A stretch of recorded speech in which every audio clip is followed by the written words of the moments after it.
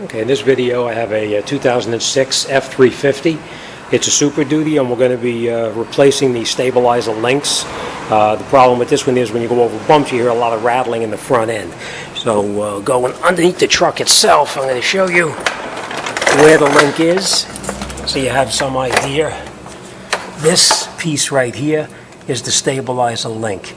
To make it a little bit easier, I'm going to take the tire off the truck so I can get in from the side over here with an air gun, but we're going to unscrew this nut right here, and we're going to unscrew the nut on the bottom right here.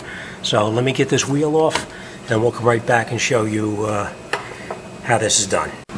Okay, now that we got the wheel off the truck, we're going to remove the stabilizer link and we're going to replace it with a new one. I want to bring out one important point. Always make sure you put a jack stand underneath the truck, the car, whatever you're working on. If you have the wheel off the car, put something underneath it as a safety precaution.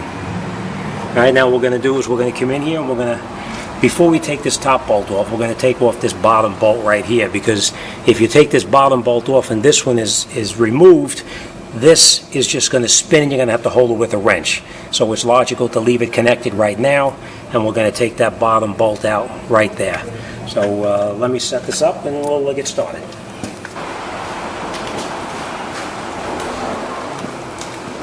you have air, obviously you can use air to take it off. If you don't have air, you can do a ratchet and do it by hand. I find it a little bit easier with the air gun because everything is pretty rusty.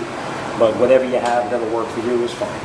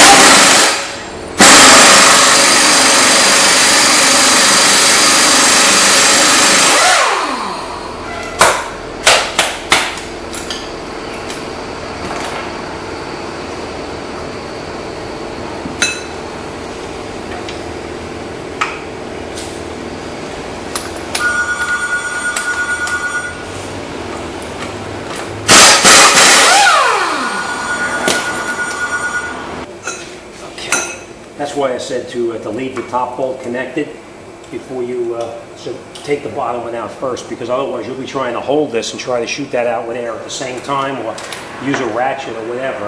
All right, so next thing you're going to do is you're going to get on the top one here again with either a ratchet or a whatever you have to use, a ratchet or an air-powered gun or whatever. What you're going to do then is you're going to hold the nut in the back here, and then you're going to shoot this nut off.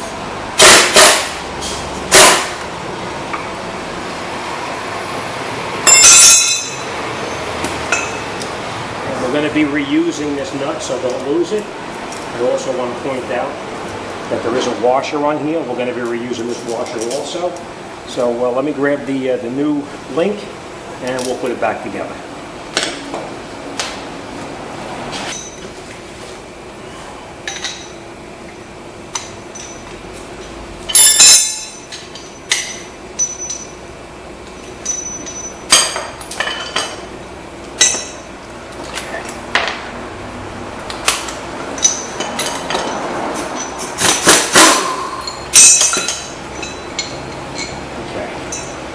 What you're going to do is you're going to take the link and put it back through the frame, which you're pushing on, and screw your nut on. You're not going to tighten anything up yet. You just catch it on there now. Then you're going to take your bolt that you took out of your holder one, put it right through here. Remember what I told you about that washer? You got to put that washer back on. Right there.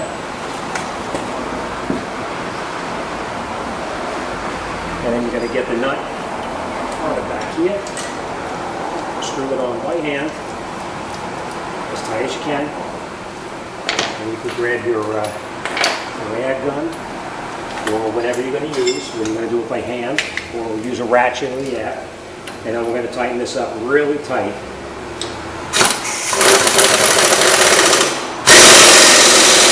Alright, nice and tight. And what we're going to do is we're going to come to the bottom, and like I said, either you can use a breaker bar or socket, a ratchet, or air, whatever you've got. And then we're going to tighten this down all the way here.